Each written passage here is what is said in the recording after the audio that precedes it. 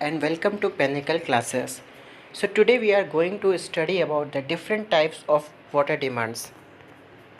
So water demand, we may have water demand because of domestic activities, so domestic water demand, because of commercial activities, commercial water demand, industrial water demand, demands for public use, fire demands, and water demand for losses and thefts.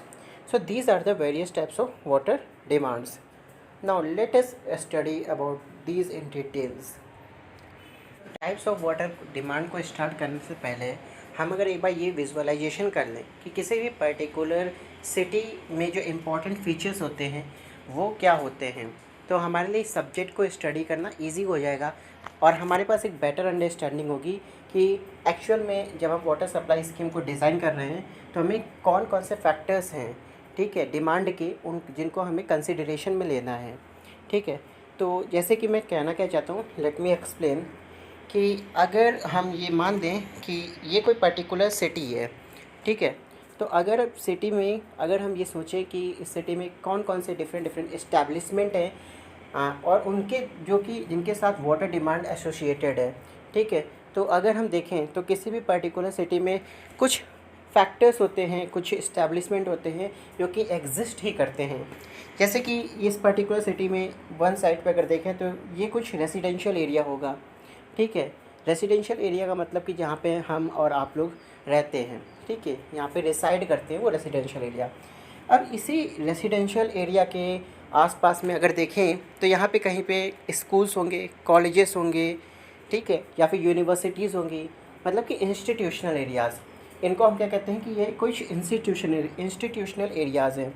और अगर residential के आसपास में ही आपने देखा होगा कि आप ऑब्ज़र्व करते हैं कि मार्केट्स होती हैं, वहाँ पे कॉमर्शियल बिल्डिंग्स होती हैं जहाँ पे आपका कॉमर्शियल एक्टिविटीज़ होती हैं, तो वहाँ तो ये कॉमर्शियल एक्टिविटीज़ जहाँ पे होती हैं तो वहाँ पे कॉमर्शियल एरियाज़ एग्जिस्ट करते हैं। और अगर और कुछ और भी यहाँ पे अगर देखा जाए तो इंडस्ट्रियल एरियाज़ भी होते हैं। इंडस्ट्रियल एरियाज़ जो बेसिकली होते हैं वो रेसिडेंशियल एरियाज़ से डिफरेंट साइड्स पे होते हैं जहाँ पे इंडस्ट्रियल वर्क होता है। तो मेन फ़ीचर अगर देखा जाए किसी भी पर्टिकुलर अर्बन सिटी का, तो ये फ़ीचर्स वहाँ पे देखने को मिल जाते हैं कि वहाँ पे रेसिडेंशियल एरियाज़ होंगे, वहाँ पे इंस्टीट्यूशनल या फिर कॉमर्शियल एरियाज़ होंगे, वहाँ पे इंडस्ट्रियल एरिया होगा, तो और वहाँ पे रिक्रिएशनल एक्टिविटीज़ के लिए पार्क्स भी होते हैं। तो किसी भी सिटी में अगर आप जाएंगे तो वहाँ पे पार्क होते हैं, तो पार्क्स भी आ जाते हैं। तो ये कुछ डिफरेंट इस्टेब्लिशमेंट्स होते हैं किसी भी सिटी में। तो हमें as a civil engineer city को इसी पर्सपेक्टिव से देखना चाहिए जब भी हम वाटर डिमांड को कैलकुलेट करने वाले हैं, ठीक है। तो वाटर डिमांड कहाँ कहाँ से अराइज़ हो सकती है, तो वाटर डिमांड जो है वो रेसिडेंशियल एरिया से अराइज़ हो सकती है, ठीक है। जैसे कि कोई भी बंदा है, ठीक है, एनीवन, कोई भी है, वो सुबह जब भी उठता है, मॉर्निंग में जब भी उठता है तो उसके बाद वो अपनी नेचुरल एक्टिविटीज़ करता है, उसके बाथिंग करता है, कुकिंग करते हैं, ठीक है, तो वहाँ पे वाटर कंज्यूम करते हैं। उसके बाद शाम को जब ऑफिस से आए या वापस स्कूल से लौट के आए, उसके बाद वो गार्डनिंग करते हैं कुछ लोग, तो वहाँ पे भी वाटर कंज्यूम हो रहा है। तो ये जितना का जितना वाटर कंज्यूम हो रहा है इसको हमें सप्लाई में देना होगा, in the form of supply में सप्लाई करना होगा। तो ये भी वाटर सप्लाई हो रहा है, तो ये जो वाटर सप्लाई हो रहा है इसके डिमांड कितना वाटर सप्लाई में चाहिए उन्हें, इसी को कहेंगे हम लोग डोमेस्टिक डिमांड। डोमेस्टिक डिमांड का मतलब ये है कि फॉर द डोमेस्टिक पर्पस जो वाटर की रिक्वायरमेंट्स है उसको कैलकुलेट करना, it is called domestic demand. Okay, उसके बाद हमने ये देखा कि इसी रेसिडेंशियल एरियाज़ के आसपास में इंस्टीट्यूशनल या फिर कॉमर्शियल एरियाज़ होते हैं। तो इंस्टीट्यूशनल और कॉमर्शियल एरियाज़ में भी different on the daily basis उनकी जो खुद कॉमर्शियल एरियाज़ में एक्टिविटीज़ को एक्सरसाइज करने में जो वाटर की नीड्स होती है उनके एस्टिमेशन को हम लोग कहते हैं कॉमर्शियल वाटर डिमांड। तो commercial water demand commercial water demand के बारे में हमने ये जाना कि कॉमर्शियल एक्टिविटीज़ या फिर इंस्टीट्यूशन में जो डिफरेंट एक्टिविटीज़ होती हैं उनको एक्सरसाइज करने में जो भी वाटर की रिक्वायरमेंट्स होती है, जो भी उनकी नीड्स होती हैं, उसको हम कहते हैं कॉमर्शियल वाटर डिमांड। तो कॉमर्शियल वाटर डिमांड के बाद में इंडस्ट्रियल वाटर डिमांड। अभी इंडस्ट्रियल वाटर डिमांड है, तो इंडस्ट्रियल वाटर डिमांड को हम लोग इस तरीके से देखते हैं कि जैसे कि कोई भी इंडस्ट्री हो गई, ठीक है, पेपर मिल इंडस्ट्री हो गई, शुगर मिल इंडस्ट्री हो गई, तो वहाँ पे इंडस्ट्रियल वर्क को करने के लिए वाटर की रिक्वायरमेंट्स होती हैं, ठीक है। पेपर वर्क में या फिर वुड मिल में क्या होता है, वुड्स को हम लोग स्टीम्स के थ्रू सीजनिंग करते हैं, तो वहाँ पे भी वाटर की रिक्वायरमेंट होती है, ठीक है, वाटर को स्टीम में कन्वर्ट करना होता है।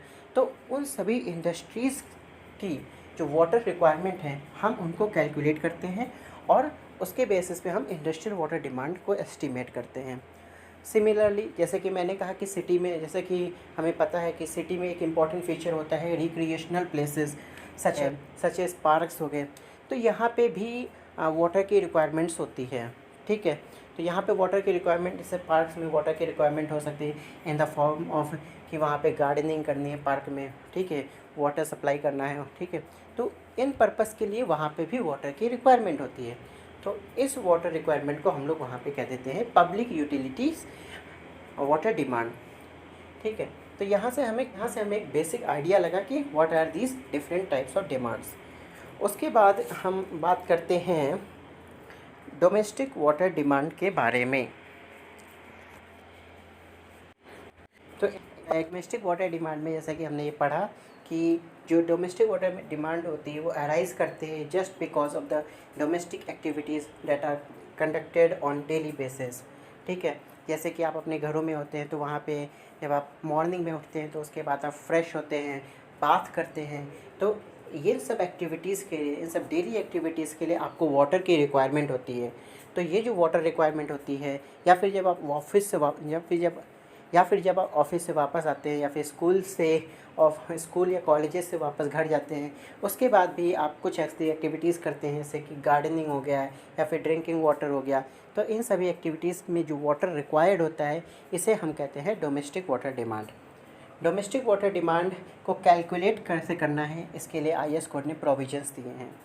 IS कोड कहता है कि डोमेस्टिक वाटर डिमांड को कैलकुलेट करने के लिए आपको ये देखना होगा कि जो वहाँ की स्टैंडर्ड ऑफ लिविंग है, ठीक है, किसी पर्टिकुलर सिटी का, उस पर्टिकुलर एरिया का जो स्टैंडर्ड ऑफ लिविंग है वो कैसा है। अगर हाई स्टैंडर्ड ऑफ लिविंग है तो वहाँ पे वाटर डिमांड जो होगी वो ज़्यादा होगी, और अगर लोअर इनकम ग्रुप वाली सोसाइटी है तो वहाँ पे डोमेस्टिक वाटर डिमांड कम होगी। तो IS कोड के प्रोविजंस कुछ ऐसे हैं कि 135 litre per head per day for the lower income group and 225 litres per head per day for higher income group, ठीक है, और full flushing society. So minimum domestic water demand for full flushing city is 200 liters per head per day, and for AWS colony it is about 135 liters per head per day. Industrial water demand. So industrial water demands, तो industries में होने वाली जितनी भी industrial activities होती हैं उनकी वजह से जो वाटर रिक्वायरमेंट होती है, जो वाटर डिमांड क्रिएट होती है, उसे हम इंडस्ट्रियल वाटर डिमांड कहते हैं, ठीक है। जैसे कि पेपर मिल इंडस्ट्री हो गई, या फिर क्लॉथ मिल इंडस्ट्री हो गई, या फिर वुड मिल इंडस्ट्री हो गई, तो वहाँ पे वाटर रिक्वायर्ड होता है to conduct the industrial activities. जैसे कि वुड मिल इंडस्ट्री में वुड की सीजनिंग होती है तब वहाँ पे हम लोग वाटर को स्टीम में कन्वर्ट करते हैं, वो स्टीम सीजनिंग होती है। तो यहाँ पे जो वाटर की रिक्वायरमेंट्स आ रही हैं, तो इन रिक्वायरमेंट्स को ही हम लोग इंडस्ट्रियल वाटर डिमांड कहते हैं। IS कोड कहता है कि किसी भी नॉर्मल इंडस्ट्रियलाइज्ड एरिया में ये जो वाटर रिक्वायरमेंट होती है ये 50 litres per head per day होती, और वहीं पे अगर ये हाईली इंडस्ट्रियलाइज्ड एरिया हुआ तो वहाँ पे ये water demand 450 litres per head per day तक की रीच कर सकती है।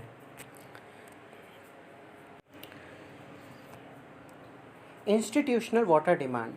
Institutional water demands arises in the colleges, in the universities, in the commercial buildings around the residential areas. तो यहाँ पे जो वाटर की डिमांड क्रिएट होती है उसे हम इंस्टीट्यूशनल वाटर डिमांड कहते हैं। IS कोड ने यहाँ की भी इन इंस्टीट्यूशनल वाटर डिमांड को कैलकुलेट करने के लिए जो प्रोविजंस दिए हैं उसमें कहता है कि अगर नॉर्मल कॉमर्शलाइज्ड एरिया है तो वहाँ पे ये इंस्टीट्यूशनल डिमांड जो होगी 20 litre per capita per day होगी, और हाईली कॉमर्शलाइज्ड एरिया में ये demand 50 litres per capita per day हो सकती है। Public utility demand. Public utility demands includes the water requirement for park gardening and washing of roads etc. और normally जो public utility demand होती है ये 5% of the total water demand of that city होती है। ठीक है, तो इतना ही रखते हैं। उसके बाद आते हैं हम लोग water demand for losses and thefts. हो सकता है कि जो वाटर सप्लाई पाइपलाइंस हैं और वो बस्ट हो जाए या फिर किसी भी वजह से उनमें कुछ फेलियर हो जाता है और वाटर का लीकेज होता है। तो ऐसी सिचुएशन में हमें जो एडिशनली हमें जो वाटर सप्लाई स्कीम की जो डिमांड है उसको इंक्रीज़ करना पड़ेगा for certain percentage, so that we can fulfil the demands created by all of the establishment of that city. तो उस केस में हम क्या करते हैं, हम जो हमारा टोटल वाटर डिमांड है उसका 15% जो है वो वाटर रिजर्व करके रखते हैं कि कभी भी ऐसी कुछ सिचुएशन आई तो हम वहाँ पे फिर भी हम वहाँ पे वाटर डिमांड को केटर कर सकें। फायर डिमांड हम लोग इसलिए कैलकुलेट करते हैं कि कभी अगर मान लेते हैं कि सडनली किसी भी पर्टिकुलर एरिया में अगर फायर ब्रोकआउट हो जाती है तो उस फायर ब्रोकआउट को काउंटर करने के लिए, उसको एक्सटिंग्विश करने के लिए, उसको बुझाने के लिए जो वाटर रिक्वायरमेंट होगा उसे हम फायर डिमांड कहते हैं। जनरली ये रेयरेस्ट ऑफ रेयर इंसिडेंट होते हैं फायर के, तो वहाँ पे जो वाटर का कैलकुलेशन होता है उसको करने के लिए हमारे पास कुछ एम्पिरिकल फार्मूलाज अवेलेबल हैं, जिसमें सबसे पहला है क्यूचलिंग्स फार्मूला। क्यूचलिंग्स फार्मूला जो है वो उसमें जो वाटर रिक्वायरमेंट है, डिस्चार्ज जो हमें चाहिए होगा वो होगा 3182 अंडर रूट के अंदर पी लीटर्स पर मिनट। जहाँ पे ये जो पी है ये हमारा पी थाउजेंड्स में है, P is a population in thousands. अब इस पी को कैलकुलेट कैसे करना है, तो इसको मैं इस तरीके से कुछ देख सकता हूँ कि सपोज़ करिए कि पॉपुलेशन जो है उस पर्टिकुलर एरिया की 2000 थी, ठीक है, और हमें पी को रखना है थाउजेंड्स में, ठीक है। Q is equal to 3182 under root के अंदर पी। तो हम क्या करेंगे, पी सपोज़ कि उस पर्टिकुलर एरिया की पॉपुलेशन थी, सॉरी उस पर्टिकुलर सिटी की जो पॉपुलेशन है वो 2000 है। मुझे पता है हो नहीं सकती, but hypothesis just for the explanation. तो उसको हम क्या करेंगे, सिंस हमको पॉपुलेशन थाउजेंड्स में रखनी है तो हम ये जो वैल्यू है पॉपुलेशन इसको हम 1000 से डिवाइड कर देंगे। तो once we divide we get the value 2। So यहाँ पे हम पॉपुलेशन अंडर के अंदर पी जो पी की वैल्यू है उसको 2 रखेंगे। सपोज़ करते हैं कि ये पॉपुलेशन उस सिटी की 2 लाख होती, तो हम क्या करते हैं, हम सबसे पहले वो जो सिटी की पॉपुलेशन है 2 लाख उसको 1000 से डिवाइड करते, जो वैल्यू आती उसको हम पी की जगह पे सब्सटीट्यूट करते और उसके बाद हम अपना डिस्चार्ज निकालते। इसमें ध्यान देने वाली बात यह है कि यहाँ से जो डिस्चार्ज आता है इसकी यूनिट होती है लीटर्स पर मिनट में। It is very important because this has been asked many times in different competitive examination, so you need to remember the units of the empirical formulas. So क्यूचलिंग्स formula से जब हम Q की value निकालते हैं तो Q की जो वैल्यू होती है वो लीटर्स पर मिनट में आती है। सेकेंड फार्मूला जो हमारे पास अवेलेबल है वो है national boards of fire under writers formula.